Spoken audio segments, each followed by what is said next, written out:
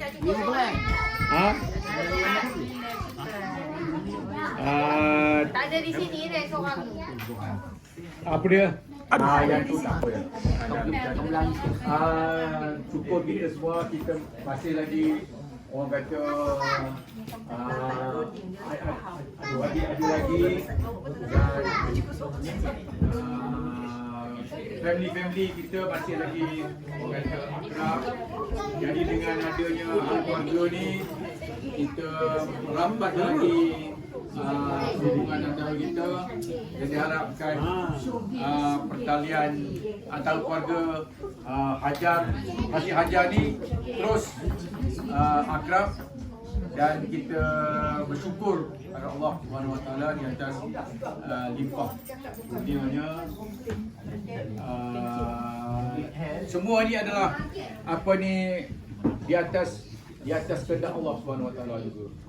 Jadi kita bersyukur. Siapa yang boleh apa ni jelaskan besok punya tentatif apa dia besok? Nurul. Siapa yang juga besok jangan. Ya saya tahu Reda besok jadi rumah acara. Okey.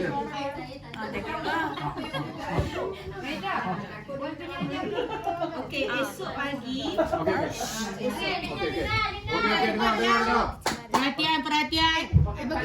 Cakap pukul berapa kena cakap? Okey, esok pagi kita ada makan pagi. Okey. Breakfast di Ibu Sugih di sini. Okey. Kemudian aktiviti selepas tu adalah explores. Harap dah tahu kumpulan masing-masing. Dah masuk dalam slide hari tu. Boleh tengok dalam grup Hajar tu ya. Jangan lupa. Slide-nya pun tahu nama dia. Yang bertugas esok adalah adalah pelepas. Pelepas. Melepas. Yang akan jaga checkpoint Cho, Pak Uteh, Acik, Mak Cho, Mak Cik, Gelak semua tu. Pipi dan juga lagi seorang Faisal yang akan jaga checkpoint. Aduh, gelak semua tu checkpoint tu. Jangan bias ya. Kenir dah muka-muka tu. Aduh, dah cakap ni. Kau dia lah benda penting ni. Kita nak tahu lagi apa. Penting. Tengok. Secret teacher tu. Supaya besok kita dengan lancar. Dan penamat adalah Nurul dengan Hanis. Penamat di sini di Ibu Sugih. Lepas tu aktiviti seterusnya Dia punya explore punya room tu macam mana? nanti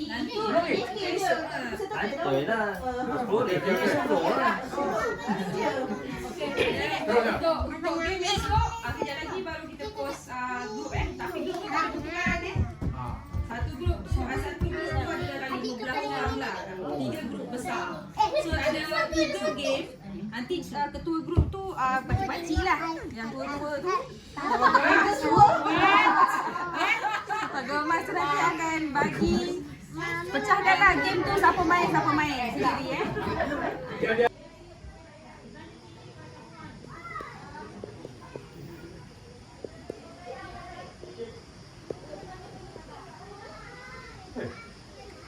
Jangan. Macam-macam nampak.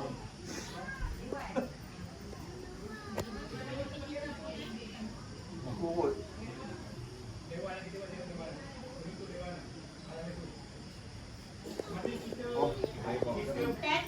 Kita macam manggalan di sana. Review sana lah. Review lah itu kita buat. Kita buat. Oh, gitu ya.